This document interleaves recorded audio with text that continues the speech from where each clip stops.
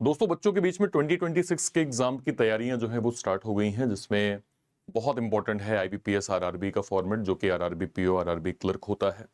बहुत सारे नए बच्चे दोनों एग्जाम्स में बहुत डिफरेंस नहीं समझ पाते हैं कि क्या बेसिक डिफरेंस है।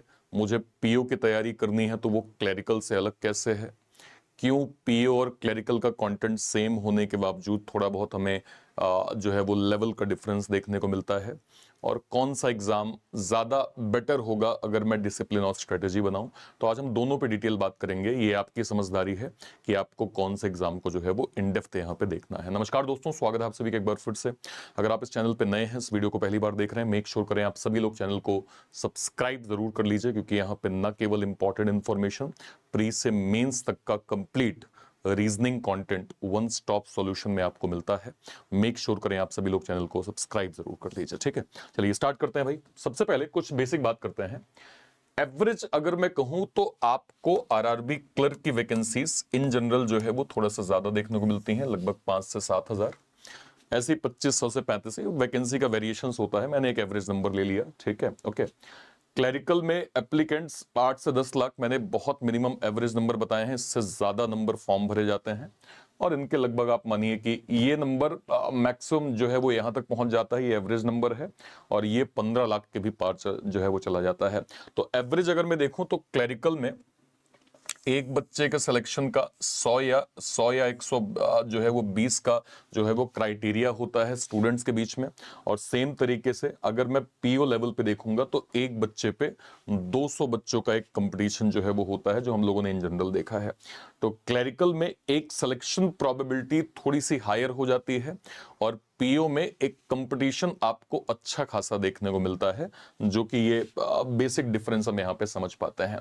अगर हम कंटेंट लेवल की बात करें तो चूंकि आपको पता ही है कि प्री लेवल पे इंग्लिश देखने को नहीं मिलती है, आपको आरआरबीज के अंदर इंग्लिश एक ऑप्शनल दिया जाता है, कंपलसरी आपको इंग्लिश यहाँ पे नहीं रखी जाती। दूसरा, मेंस में भी इंग्लिश ऑप्शनल होता है, मतलब आप चाहें तो हिंदी चूज कर सकते हैं।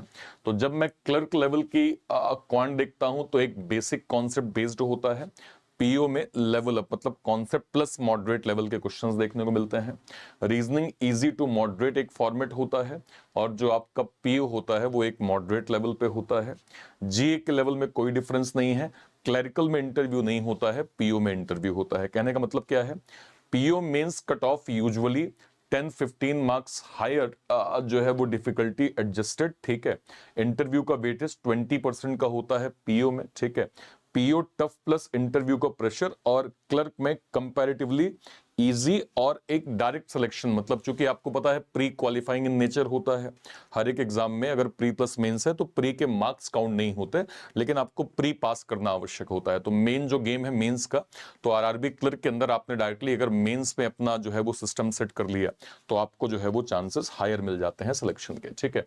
अब जब मैं सब्जेक्टिव पे जाता हूं तो एक जो अटेम्प्ट इन जनरल हम देखते हैं, ये जैसे मैंने एसबीआई क्लर्क के पेपर को यहाँ पे जो है वो एड ऑन किया। जैसे अगर आप मेंस पे जाएं 75 to 85 ये आपका मेंस हो गया, और पीओ में 60 to 70। इसी को अगर मैं क्लर्क लेवल पे ले जाऊंगा तो ये जो अटेम्प्ट है ये नियर अराउंड 65 to 75 प्रीलिम्स में हो गया, और यही नंबर आपको 55 to 65 जो है वो पीओ में हो गया, जब हम जो है वो प्री की बात करते हैं। अर्थमेटिक का लेवल एक बेस होता है, पीओ में थोड़ा जो है वो लेवल के डीआई कैसलेट या प्रोबेबिलिटी होती है। रीजनिंग में पजल जो है वो आपको इजी मिल जाएगा, लेकिन मेंस में लेवल अप मिलता है। हिंदी और इंग्लिश सेम ही लेवल, जीए का भी लेवल सेम ही, बहुत ज्यादा डिफरेंसेस आपको एग्जाम के अंदर देखने को नहीं मिलते हैं। पे की हम बात करें तो आरआरबी पीओ के अंदर जो है वो एक एवरेज नंबर लगभग जो है वो 70 से जो है वो 72, डिपेंड करता है कि आपकी पोस्टिंग कहां पे है, थोड़ा बहुत कम ज्यादा हो सकता है, ठीक है। ग्रोथ आफ्टर 5 इयर्स, सैलरी आपकी नियर अराउंड 1 लाख के आसपास जो है वो पहुंच जाती है। क्लरिकल लेवल पे नियर अराउंड 35 से 33 जो है वो 37। अब तो चूंकि थोड़ा सा बाइपर्टाइट सेटलमेंट हो गया है तो ये नंबर 40 के आसपास भी जाते हैं, 40-42 तक नंबर हम देख सकते हैं। सीटीसी आपका लगभग 5 से 6 लाख के बीच में होता है। इसकी सैलरी आफ्टर 5 इयर्स लगभग आप 55 से 60 के करीब यहाँ पे देख पाएंगे, ठीक है। ओके, नेक्स्ट पे आ जाइए। प्रमोशन लेवल पे अगर हम जाएं, जैसे आप पीओ लेवल पे जाते हैं तो एज अ असिस्टेंट मैनेजर आपकी एंट्री होती है, ठीक है। उसके बाद 5 से 7 साल बाद आप बीएम के लिए एलिजिबल हो जाते हैं, अगर आपकी परफॉर्मेंस काफी अच्छी रही तो 10 से 12 साल में आप सीनियर मैनेजर तक की पोस्ट में चले जाते हैं, और 15 इयर्स प्लस सर्विस हो गई है आपकी, तो आप एजीएम या डीजीएम की पोस्ट में जो है पहुंच जाते हैं। तो डायरेक्ट ऑफिसर एंट्री आपको पीओ लेवल पे मिलती है, और लीडरशिप के रोल्स आपको अंदर मिल जाते हैं। क्लरिकल लेवल पे एज अ क्लर्क आपकी एंट्री होती है, 3 से 5 साल में इंटरनल एग्जाम्स के थ्रू आप ऑफिसर लेवल को जो है वो रीच आउट करते हैं, और उसके बाद 8 से 10 साल के में अगर आपकी परफॉर्मेंस अच्छी रही तो आप ब्रांच मैनेजर भी यहाँ पे बन सकते हैं, ठीक है। तो प्रमोशन के लिए एग्जाम देना जो है वो देना पड़ता है, सीटें जो है वो लिमिटेड आपको यहाँ पे क्लरिकल लेवल पे मिलती हैं, ठीक है, ओके। वर्क की अगर हम बात करूं तो बेसिकली पीओ का क्या काम होता है, loan approval, audit, NPA recovery, staff management, ग्रामीणों का जो स्कीम जो बैंक की तरफ से प्रोवाइड की जाती है उनका regular implementation, decision making power, ठीक है। वर्क प्रेशर अगर मैं देखूं तो भाई 10:7 मैं यहाँ पे दूंगा जो है वो पीओ को। क्लर्क वर्क में आपका cash handling, passbook, account opening, customer dealing, data entry work, अगर मैं दोनों की तुलना करूं तो क्लर्क को थोड़ा सा एज मिलती है, बहुत नहीं। देखिए काम तो आपको करना ही है, 100 बात की एक बात, काम आपको करना ही है ना। अगर आपने काम को सिस्टमैटिक समझ लिया तो फिर आपके लिए काम काम नहीं रह जाता, और दोनों की तुलना में पीओ की रिस्पॉन्सिबिलिटी थोड़ी सी ज्यादा हो जाती है, ठीक है, ओके। नेक्स्ट पे आ जाइए। अब हम जब जाते हैं रूरल पोस्टिंग 80-90% चांसेस, और क्लर्क के तो अच्छे खासे होते हैं। ट्रांसफर फ्रीक्वेंसी थोड़ा सा पीओ की जो है वो एज कंपेयर टू क्लर्क थोड़ा हाई होती है। वर्क लाइफ बैलेंस ठीक है, अगर आप देखें तो एक थोड़ा सा पीओ की रिस्पॉन्सिबिलिटी ज्यादा है एज कंपेयर टू क्लर्क, ठीक है। तो मैं सिंपल कहूं कि RRB job most rural plus semi urban branches में जो है वो आपको क्या मिलती है, जो है वो जॉब यहाँ पे मिल जाती है। जब हम यहाँ पे पीओ की ग्रोथ की बात करते हैं, ठीक है, पीओ की ग्रोथ का तो हमने डिस्कस यहाँ पे कर ही लिया है, ठीक है। तो मैं सीधे सीधे ये कहूंगा, अगर आप आरआरबी क्लर्क चूज करते हैं इसलिए if you are a beginner, या फिर आपको लगता है कि मैथ्स आपकी जो है वो वीक है, देखिए इसका कारण ये है, एक तो इंग्लिश बहुत मैटर करता है कि इंग्लिश उसमें नहीं। क्वांट में भी अगर आप पैटर्न देखेंगे लास्ट के 3-4 साल के, तो बेस कॉन्सेप्ट के सवाल ज्यादा पूछे जाते हैं, मतलब बेसिक कॉन्सेप्ट बेस्ड क्वेश्चंस आपके ज्यादा होते हैं, जिसमें आपके चाहे मैं कहूं सिंप्लीफिकेशन, अप्रोक्सीमेशन, अर्थमेटिक या डीआई एज कंपेयर टू पे बहुत ज्यादा टफ नहीं होता। एक इंग्लिश का सेक्शन इंग्लिश नहीं होता है, तो वो एक बहुत बड़ा एज या मैं कहूं एडवांटेज आपको मिल जाता है। इसके बाद अगर हम जाएं कि जॉब सिक्योरिटी, ठीक है, एक वो पॉइंट है। प्रेफर लो स्ट्रेस प्लस स्टेबल लाइफ तो आपको पीओ में मिलती है, लेकिन हाँ एज कंपेयर टू पीओ थोड़ी रिस्पॉन्सिबिलिटी थोड़ी कम हो जाती है इसके अंदर, ठीक है। हायर सिलेक्शन प्रोबेबिलिटी आपको जो है वो आरआरबी क्लर्क यहाँ पे प्रोवाइड करता है, ठीक है।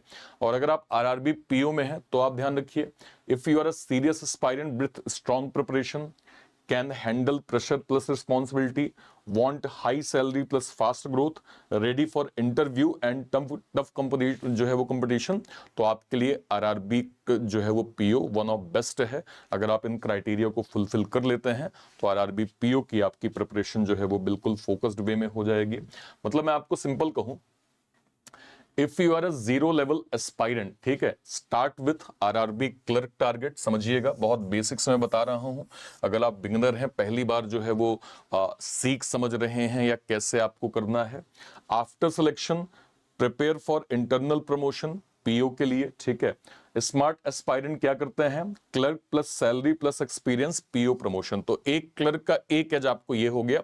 अगर आप कहते हैं कि आप बिल्कुल 0 लेवल से हैं, लेकिन मैं इसका एक दूसरा पहलू जाता हूं, अगर आप कहते हैं कि सर मेरी ना ठीक ठीक एक प्रिपरेशन की गति है, मुझे ठीक ठीक कॉन्सेप्ट आते हैं, मेरा डिसिप्लिन नहीं बन पा रहा है, तो मैं आपको सीधे प्रेफर करूंगा कि आपको पीओ लेवल पे जाना चाहिए, ठीक है। क्योंकि यहां पे अगर आप कंसिस्टेंट मेहनत कर रहे हैं, आपका बेस क्लियर है, लगातार मॉक देके, मिस्टेक देख के, गलतियों को समझ के, एनालिसिस करके आप अपने आप को ओवरकम कर लेंगे if you are a serious aspirant, ठीक है, तो आपके लिए पीओ की पोजीशन भी एक अच्छी पोजीशन है। तो मैंने ओवरऑल आपको बेसिक जितने भी एक डिफरेंसेस होते हैं जो एक बच्चे के लिए आरआरबी पीओ क्लर्क के लिए इंपॉर्टेंट है, वो सब मैंने आपको बता दिए।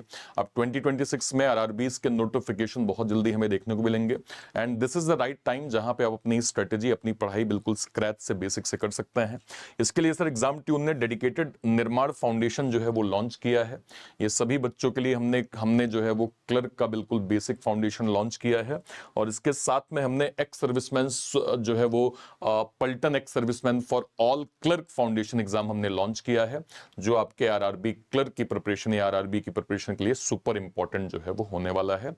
ये दोनों बैचेस बिल्कुल स्क्रैच से, बिल्कुल बेसिक से हम पढ़ रहे हैं और कंप्लीट कंटेंट लेवल को जो है वो फोकस करते हुए हम अपनी पढ़ाई जो है वो यहाँ पे कर रहे हैं। इसके अलावा करंट में हमारा आरबीआई असिस्टेंट का प्रगति मेंस भी चल रहा है, प्लस हमारा वीर एक्स सर्विसमैन बैच भी यहाँ पे चल रहा है एक्स सर्विसमैन कैटेगरी में। तो इंस्टेड ऑफ दिस कि आप अलग अलग बैचेस को अवेल करें, मैं आपको रिकमेंड करूंगा कि आपको हमारे बैंक महापैक के साथ जाना चाहिए। बैंक महापैक क्या है सर? एक ऐसा पैक, ये ऑफरिंग वैसे कल एंड हो गया, एक ऐसा पैक जिसमें अगले 1 साल, 1.5 साल, 2 साल तक जितने भी नोटिफिकेशंस आएंगे, उसके जो भी बैचेस बनेंगे, वो सब आपको बैंक महापैक के अंदर प्रॉपर मिल जाएगा।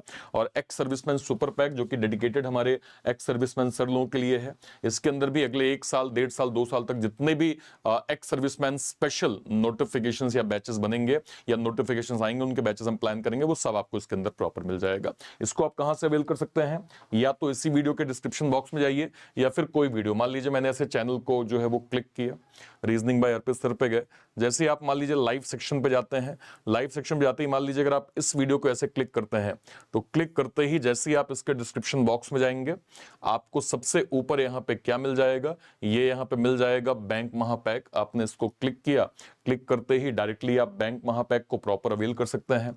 इसको अवेल करते समय कहीं भी कोड की आवश्यकता पड़ती है, आप सीधे मेरा नाम ARPIT यूज कर लीजिएगा, आपको मैक्सिमम एडिशनल डिस्काउंट जो है वो प्रॉपर यहां पे मिल जाएगा, ध्यान रखिएगा।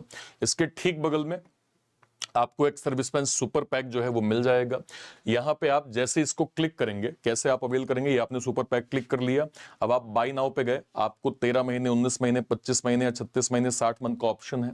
लेट सपोज मान लीजिए आप 25 मंथ पे जाते हैं, जैसे आप बाय नाउ पे क्लिक करते हैं तो बस आपको इस कोड को हटाना है और यहाँ पे सिंपल यूज करिए ARPIT, आपको मैक्सिमम एडिशनल डिस्काउंट जो है वो इसके अंदर मिल जाएगा, जिससे आप बिल्कुल स्क्रैच से, बेसिक से जो है वो आरआरबी की प्रिपरेशन कर सकते हैं।